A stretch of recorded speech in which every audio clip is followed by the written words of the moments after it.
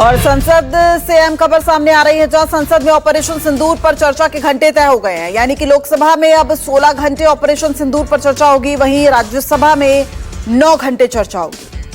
21 जुलाई से 21 अगस्त तक मानसून सत्र चलेगा और लगभग 21 दिन जो ये मानसून सत्र चलेगा उसमें अब ऑपरेशन सिंदूर पर कितने घंटे चर्चा होगी उसको लेकर समय जो है वो निर्धारित कर दिया गया है। तो इस पर ज्यादा जानकारी के साथ हमारे सहयोगी कुमार गौरव जुड़ गए हैं। गौरव, ये जो खबर है और इससे पहले एक जो बैठक है वो भी हुई थी, क्या बैठक के बाद ये निष्कर्ष निकला है और लगातार विपक्ष इसको लेकर आग्रह भी कर रहा था? देखिए, बिल्कुल बीएससी की बैठक हुई थी बिजनेस एडवाइजरी कमेटी की, और उसमें यह तय हुआ कि ऑपरेशन सिंदूर समेत तमाम जो बिल्स हैं सरकार के द्वारा लिस्टेड, इसमें ऑपरेशन सिंदूर पे चर्चा होने की भी बात थी, उन सभी चीजों पे वक्त तय कर दिया गया है। और ऑपरेशन सिंदूर पे 16 घंटा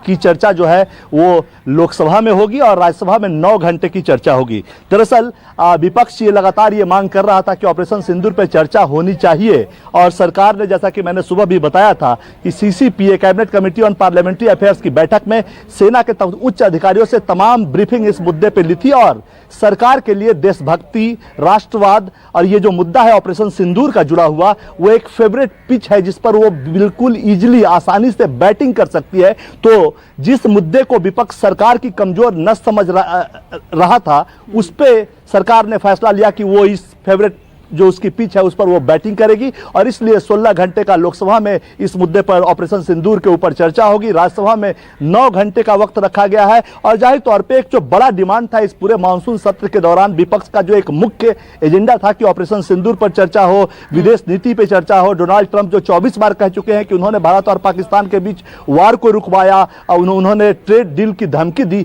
ये तमाम मुद्दे अब अगले हफ्ते, चूंकि प्रधानमंत्री इस सप्ताह 2 दिन ब्रिटेन और 1 दिन मालदीव की यात्रा पर रहेंगे, और विपक्ष की यह भी मुख्य मांग थी कि प्रधानमंत्री की मौजूदगी में चर्चा हो, प्रधानमंत्री इस चीज पे जवाब दे। तो इसकी पूरी संभावना है कि प्रधानमंत्री इस मुद्दे पे संसद को संबोधित करेंगे, जवाब भी देंगे। चूंकि इस हफ्ते प्रधानमंत्री देश में नहीं है, बाहर 3 दिन का उनका बाहर का कार्यक्रम है, तो अगले हफ्ते ऑपरेशन सिंदूर पे चर्चा होगी और जाहिर तौर पे प्रधानमंत्री की मौजूदगी में चर्चा होगी, और बहुत संभावना है कि प्रधानमंत्री इस मुद्दे पे अपनी बात रखेंगे। सरकार का यह भी तर्क है कि चूंकि तमाम जो सर्वदलीय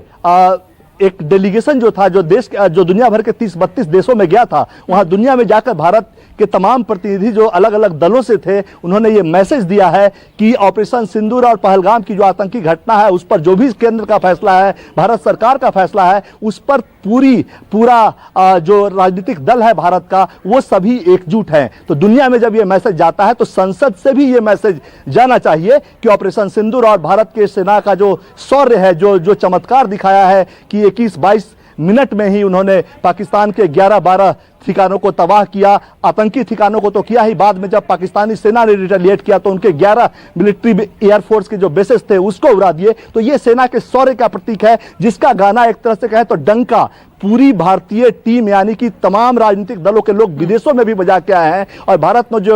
जो एक न्यू नॉर्मल सेट किया है कि अब अगर हमें छेड़ोगे तो हम तुम्हें छोड़ेंगे नहीं, वही एकजुटता संसद से भी जानी चाहिए। और जाहिर सी बात है, विपक्ष की सबसे बड़ी मांग थी, सरकार ने उस मांग को मान लिया है। 16 घंटे की चर्चा लोकसभा में, 9 घंटे की चर्चा राज्यसभा में। लेकिन हाँ, विपक्ष के हाथ से एक मुद्दा भी छीना है सरकार ने, और राष्ट्रवाद और देशभक्ति ये